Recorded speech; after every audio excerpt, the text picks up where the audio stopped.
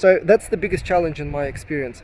Having the people who can commit to pausing before making decisions, because our usual behavior is make the decision with system one thinking, because the choices seem obvious, or the alternatives are blocked by cognitive biases, and we think we know what needs to be done, or we have some sort of preferred route and we just want to steam ahead.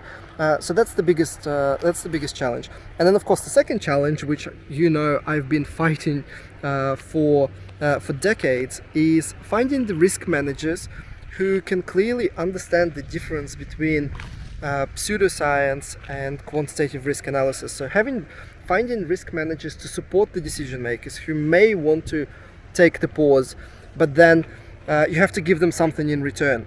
You can't force everybody to delay a decision and then give them the heat map